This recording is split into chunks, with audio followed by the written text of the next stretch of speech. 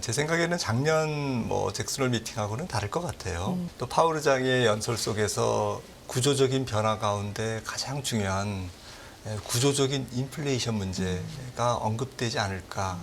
장기 평균 인플레이션이 그동안은 뭐 한 2% 밑이었는데 앞으로는 2에서 3%까지 올라간다는 거거든요.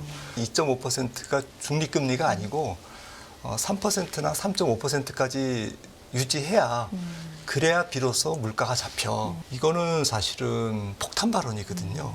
이제 이런 것들이 지금 중국 문제와 연결해서 보면 이게 구조적이다라는 것이죠. 만약에 중금리, 중물가가 고착되면 전 세계 경제와 금융시장이 조금 불안해질 수 있겠구나. 그런데 이 불안의 정도는 오히려 돈을 푼 장본인인 미국보다는 주변국이 더 어렵겠구나.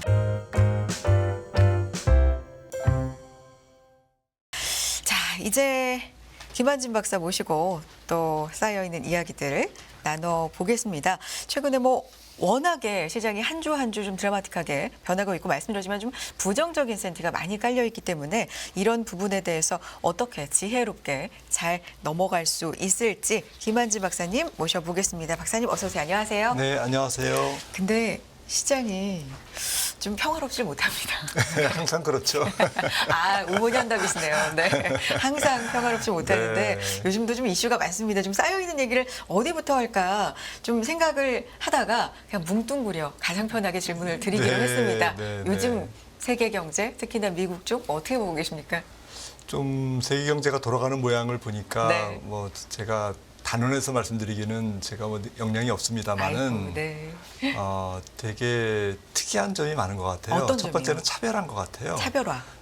그러니까 이게 사실 역사적으로 보면 2008년부터 사실은 한 7년간 제로금리를 유지했거든요. 그렇죠. 전 세계가 세계 금융위기 이후에. 그리고 2008년부터 4번의 양적 완화를 했습니다. 중앙은행이 직접 푼 거죠. 네. 직접 쉽게 말씀드리면 돈을 찍어서 자산을 사주는 방식으로 이제 약간 비전통적 통화 정책이라고 부르죠. 그래서 정말 어쨌든 팬데믹 때까지 지난 한 10여 년간, 한 13년간 돈을 계속 풀어온 거죠. 그래서 이게 제로금리나 혹은 초저금리가 이제 높은 금리의 시대를 지금 맞고 있잖아요. 그렇죠. 그러면서 뭔가는 이제 그 금리 상승에 따른 세계 경제의 어느 지역에선가 문제를 일으킬 거다라고 이제 사람들은 보고 있는 거죠. 그런데 이제 그게 미국이 아니라 사실은 3월 중순에 미국의 지역은행이나 이런 문제가 있었지만 조금 약간 큰 폭풍은 아니고요. 오히려 미국 이외의 지역에서 뭔가 문제가 일어날 수 있다라는 이제 불안감이 있던 차에 중국에서 문제가 터졌습니다. 중국의 사실 부동산 문제도 만약에 초저금리가 계속 유지됐다면 과연 표면 위로 드러났을까? 밑에서는 어떤 난리가 났어도 이렇게 뉴스거리가 되거나 사람들이 중국발 디플레이션이 올지도 몰라. 중국이 큰 금융위험에 휩싸일 수 있어. 이렇게 불안감을 가질 정도로 연쇄적인 지금 홍다 2021년 말에 홍다 사태부터 시작해서 계속 꼬리에 꼬리를 물고 일어나고 있지 않습니까? 네. 이제 이런 부분들이 일어나지 않았을 거라는 거죠. 그러니까 정리해서 말씀드리면 결국에는 역사를 조금 되짚어 보면 2008년 금융위기로 되돌아가서 그때 초저금리 때 사람들은 독이 든 사과를 너무 많이 먹었다. 그러니까 저금리로 많이 돈을 빌렸다는 얘기죠. 돈을 빌려서 이것저것 한 거죠. 미국의 은행들은 상업용 부동산에 올인을 했고 돈이 되니까요. 그다음에 신흥국도 덩달아서 기축통화국도 아니면서 달러 유동성이 너무 커지고 제로금리가 장기간 지속되니까 초저금리가 지속되니까 달러로 차입해서 또 자국금리도 굉장히 낮았죠. 그래서 돈을 그냥 그 레버리지에 대한 위험, 부채에 대한 위험, 돈을 많이 빌리는 게 남는 장사다라는 인식이 지난 10년간 지속된 거죠. 네. 근데 그게 지금 금리가 올라가니까 연준발 금리 인상이 있고 또 시장 금리가 올라가니까 이게 뭔가 이렇게 탈을 부르고 있는 거죠. 네. 그게 이제 세계 곳곳에서 일어날 가능성이 있다라는 거죠. 그러면 세계 경제 구도는 사실은 기축통화국인 미국과 미국 입장에서 주변국, 특히 신흥국과 경기가 차별화가 되지 않겠습니까? 그러니까 지금 미국 경기는 너무 안 떨어져서 걱정이고 우리나라나 뭐 지금 중국 경기는 너무 낮아서 걱정이고 지금 그렇게 양극화 차별화가 네. 지금 보이고 있다라는 거고요. 또 세계 경제가 조금 지금 진행되고 있는 거 보면 미국 기업 실적에서도 나타나고 있지만 제조업보다는 확실한 서비스업 중심의 경기인 것 같아요. 그러니까 서비스업이라는 것은 사실은 비교육제가 많잖아요.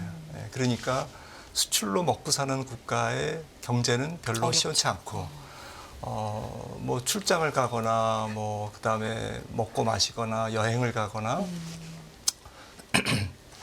뭐 여러 가지 뭐 문화재를 소비하거나 네. 이런 것들은 좀 교육이 이루어지는 뭐 이렇게 내구재는 아니잖아요. 그러니까 제조업단에서의 어쨌든 매출액이나 수출, 교육은 주춤한 상태. 네. 이런 게 좀 특징인 것 같습니다. 시장 특징을 제가 이제 뭉뚱그려서 일단 왜냐하면 한 2주 만에 지금 뵙기 때문에 쌓여있는 하루하루의 이슈가 굉장히 많아서 네, 네, 뭐 어떤 네. 세부적인 하나를 질문드리기는 좀 그래서 최근의 상황을 여쭤봤는데 참 생각해볼 만한 얘기를 많이 좀 해주신 것 같습니다. 일단 차별화 얘기를 해주셨고 가슴에 와닿는 게 역사적으로 돈을 풀었고 그리고 지금은 또 아주 역사적인 수준의 속도로 금리를 또 올리고 있기 때문에 이게 어디선가는 탈이 나고 누군가는 책임을 져야 되고 이런 개념에서 볼 땐 좀 불안감이 네. 세계적으로 많다. 이런 부분도 좀 마음에 와닿고요. 그런 가운데 팡팡 여기저기서 문제가 좀 터집니다. 국채금리 같은 경우도 계속해서 좀 고공행진을 미국 쪽 장기국채 같은 경우도 고공행진을 하고 있고 그게 또 주식시장에 부담을 주고 전반적으로 좀 여쭤보고 싶습니다. 어떻게 보십니까? 네, 지금 뭐 어제 미국장도 사실은 뭐 잭슨홀 미팅을 앞두고 빠진 거냐. 좀 그런 것 같지는 않고요. 제가 볼 때는. 어떻게 보세요, 그러면? 네, 그 잭슨홀 미팅은 뭐 오늘 뭐 한국 시간으로는 한 11시부터 밤에, 네. 11시 한 5분 정도부터 이제 파월 네, 의장의 네. 연설에 이제 좀 귀를 기울여야 될 것 같은데 왜냐하면 작년 잭슨홀 미팅은 이제 금리를 크게 올리기 전이었잖아요. 결과적으로 보면. 네네. 2%대 중반에 어쨌든 기준금리를 기준금리 상황에서 이제 8월 말에 작년에는 이제 파월 의장이 연설하면서 고통이 따를 거다라고 이제 얘기를 하고 실제로 뭐 고통은 안 따랐죠. 뭐 고통은 그렇게 크게 그 폭풍은 없었지만 아무튼 이후에 300bp의 금리가 인상이 됐습니다.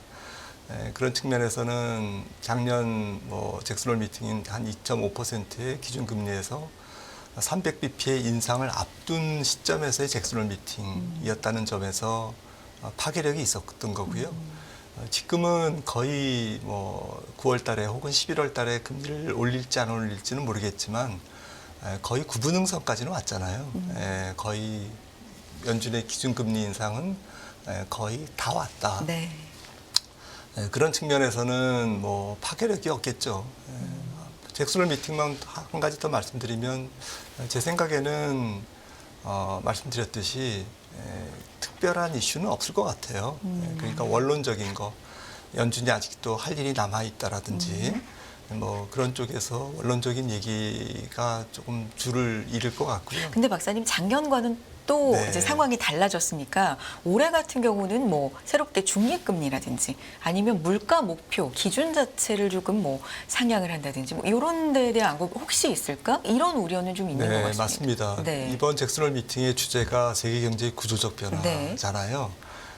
그러니까 이제 정말 세계 경제에 대한 브레인들이 통화 정책의 수장들이 어떤 생각을 갖고 있을까도 궁금하고 또 파월 의장의 연설 속에서 이제 말씀하셨던 구조적인 변화 가운데 가장 중요한 구조적인 인플레이션 문제가 언급되지 않을까라는 게 이제 지금 조금 관심의 초점인데요.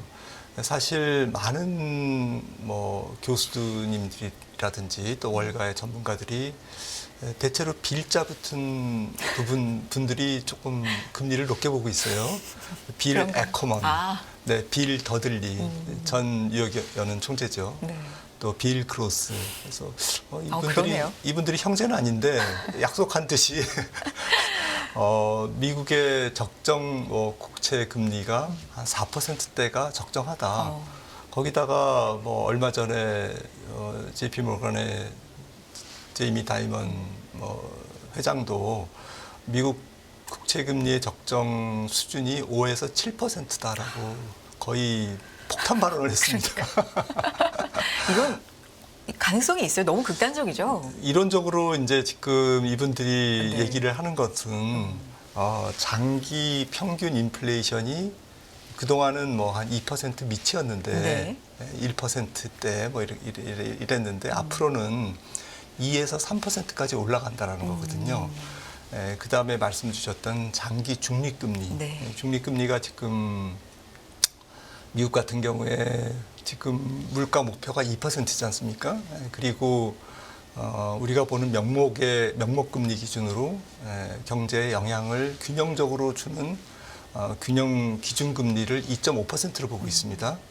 그러니까 0.5%가 실질, 명목에서 이제 물가를 뺀 실질 기준금리가 0.5%라고 이제 사람들이 그동안 믿고 있었는데 네. 이거 잘못된 거다. 0.5%보다는 훨씬 높을 거야. 왜냐하면 장기 경기 추세선도 올라가고 여러 가지 인플레이션 요인이 구조적으로 계속된다면 실질 기준금리도 더 높을 거야. 라는 거죠. 그러니까 2.5% 우리가 보는 기준금리가 2.5%가 기준 중립금리가 아니고 3%나 3.5%까지 유지해야 그래야 비로소 물가가 잡혀라는 얘기거든요. 그러니까 훨씬 더 매파적으로 그렇죠. 훨씬 더 제약적인 금리 수준이 인플레이션 잡는 데는 필요해라는 이제 얘기인 거죠. 그러니까 실질 중립금리 부분, 그 다음에 장기물이라는 것은 이제 프리미엄이 붙잖아요. 네. 돈을 빌려주는 사람 입장에서는 더 많은 금리를 받아야 되잖아요. 불확실성이 그만큼 오래 지속되니까. 그래서 장기금리에는 이제 텀 프리미엄, 기간 프리미엄이라는 것이 붙는데 이것도 이 불확실성이 훨씬 더 옛날보다 높아. 어떤 일이 벌어질지 몰라라는 거죠. 지정학적인 위험부터. 그래서 이런 부분들이 다 종합했을 때 기존에 봤던 미국 국채 예를 들어서 10년물의 적정 수준이 2.5에서 3.0이라든지 혹은 2.5% 미만이라든지 이런 거는 옛날 이야기야라는 거죠. 그것보다는 한 4% 내지는 뭐 5%, 6%가 적정할 수 한 4% 내지는 뭐 5%, 6%가 적정할 수 있어. 이거는 사실은 폭탄 발언이거든요.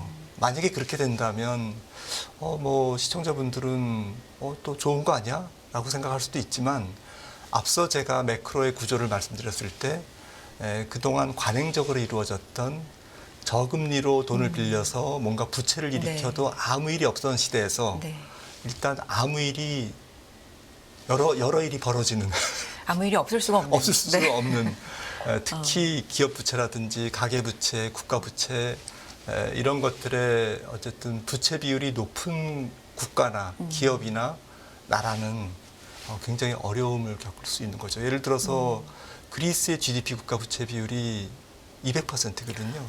이태리가 150%입니다. 2012년 유럽 재정위기보다도 개선이 전혀 안 됐거든요. 그러니까 이런 나라부터 시작해서 일본은 뭐 지금 GDP 대비 총 부채가 국가 부채는 260%고요.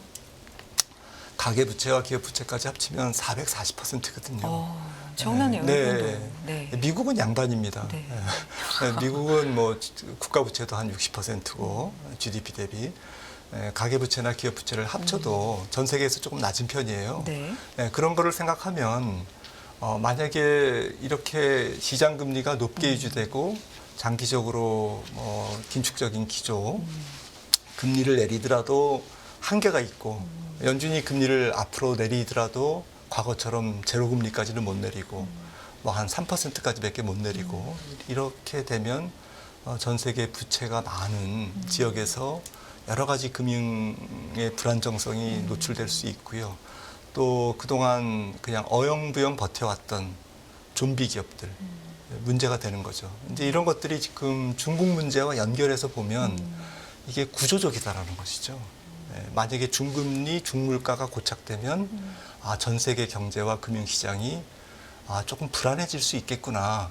그런데 이 불안의 정도는 미국보다는 오히려 돈을 푼 장본인인 미국보다는 주변국이 더 어렵겠구나라는 것을 미루어 짐작하기에 충분합니다. 네. 그래서 이 불안감 속에서 어떤 언급이 나올지, 네, 지금 시장이 네. 사실은 작년 생각 안 하고 뭐 그 더 전의 역사를 생각해 보면 지금 이렇게까지 관심을 갖는 게 조금 약간 호들갑? 뭐 이럴 수도 있습니다. 네. 어떻게 지나가느냐에 따라. 네. 하지만 여기서 말씀하신 것처럼 진짜 중요한 구조적인 어떤 이야기들이 나올 수도 있기 때문에 시장이 지금 굉장히 주목을 하고 있고요.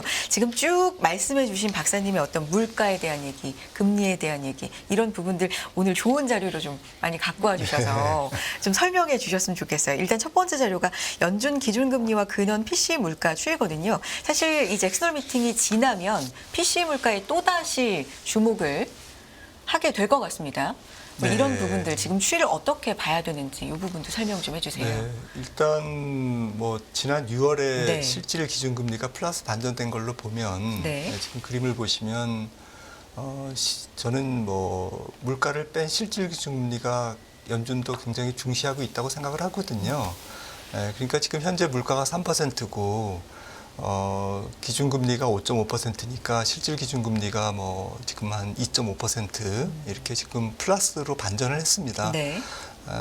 그래서 시장금리도 반전했지만 실질 기준금리도 플러스로 반전돼 있기 때문에 제 생각에는 하반기 한 8월, 9월 또 연말로 진행되면서 경기는 좀 슬로우 다운 될 것 같아요. 연준의 의도대로 지금 뭐 어제도 뭐 실업수당 청구 건수가 다시 23만 건으로 23만 명으로 다시 또 줄었죠. 줄고 네. 뭐 아직까지는 경기가 이렇게 잡히는 모양이 안 나와서 오히려 좋은 게 나쁜 뭐 조금 긴축을 계속 지속해야만 되나 혹은 9월에 금리를 올리는 거 아니야 뭐 이렇게 불안감이 있는데 제 생각에는 경기는 서서히 둔화된다.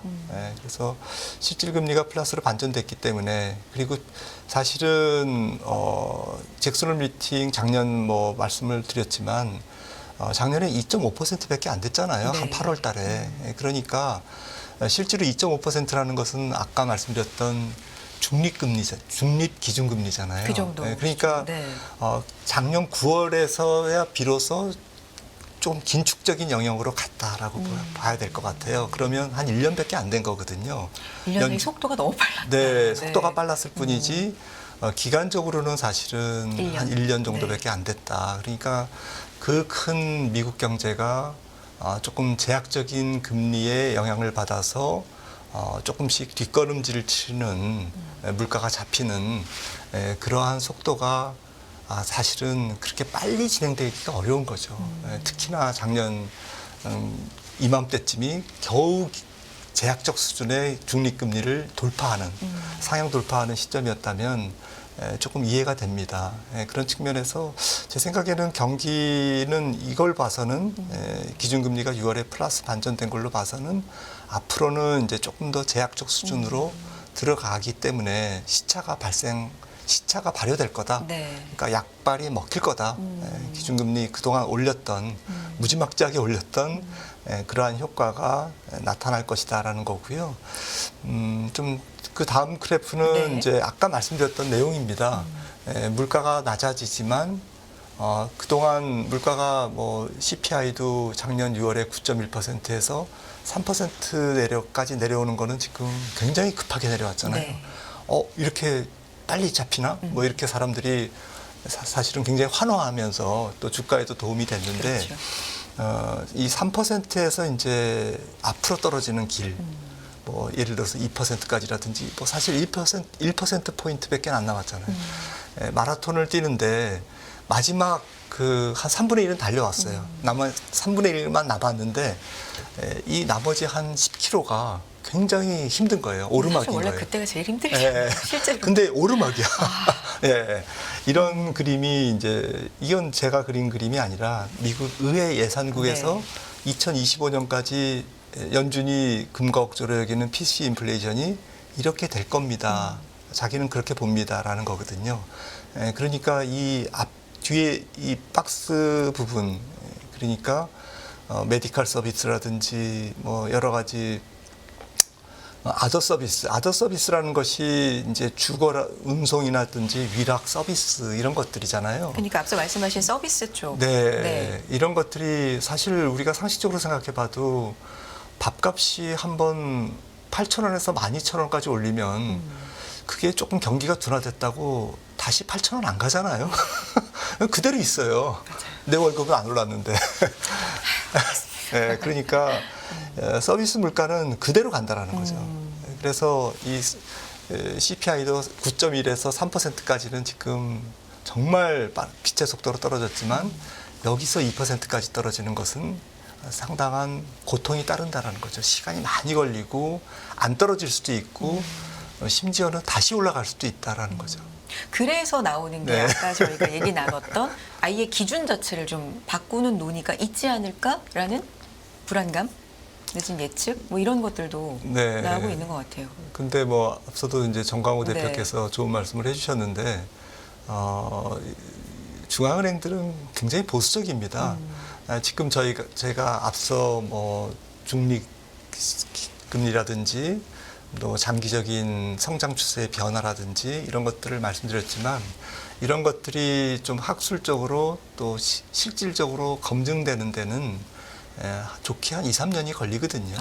그래서 그 전까지는 그 누구도 기준점이라든지 뭐 여러 가지 구조적인 변화에 대한 논의는 많을지언정 기준 자체를 바꾸거나 꼴대를 옮길 수는 없다라는 거죠.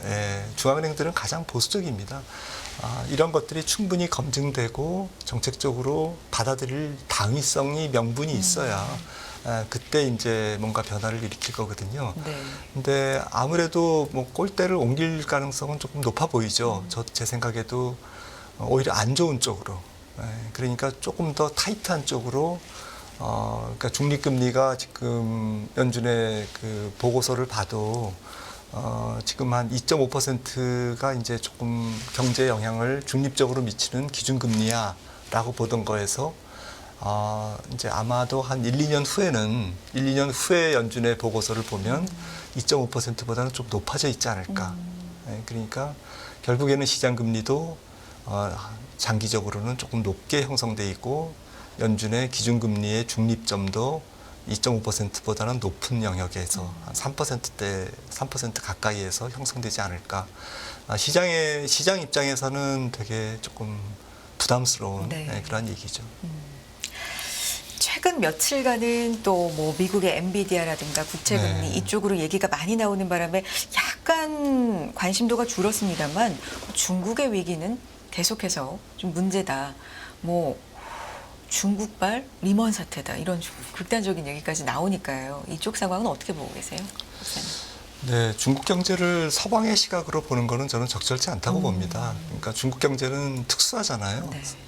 중앙 통제가 이루어지는 경제 시스템이고 그래서 결론부터 말씀드리면 결국 이 문제는 앞으로 한 4, 5년간 지속된다라고 봅니다. 그 중국 전부터 문제는. 이어왔는데 다시 중국 문제는 결국 이건 구조적인 문제고 굉장히 헤비한 문제, 무거운 문제거든요.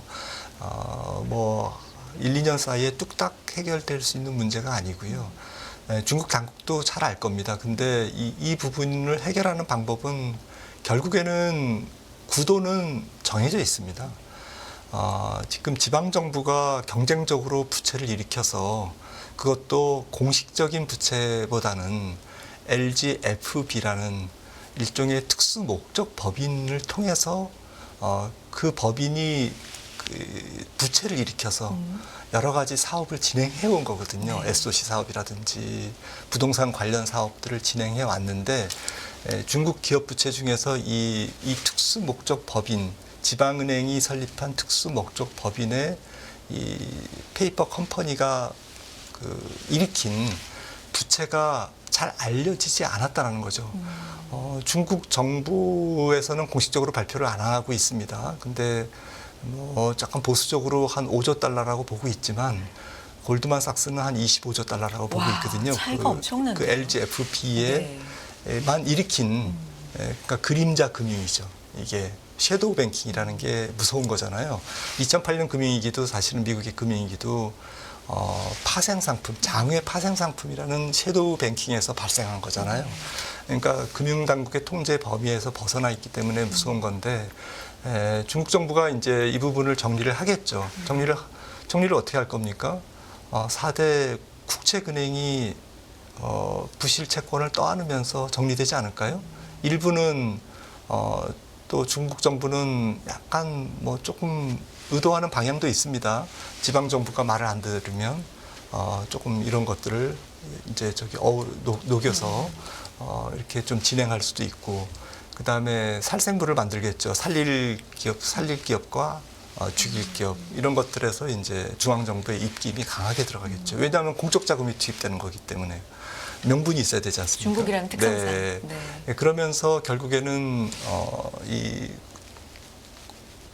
국영은행이 부채가 늘어나면 국가 부채가 늘어나는 거죠. 네. 중국의 GDP 대비 국가 부채 비율이 한 60-70% 되는데 이게 IMF에서는 한 2027년까지 한 110%, 120%까지 올라갈 거다라고 보고 있습니다. 이런 부분들이 다 이런 지방정부의 부채 또 지방정부가 만든 특수목적 법인이 일으킨 부채, 그림자 금융을 정리하면서 아무래도 이런 부분들이 부채가 중앙정부의 부채로 이제 이전되는 거죠. 그런 과정이 앞으로 한 5-6년간 네.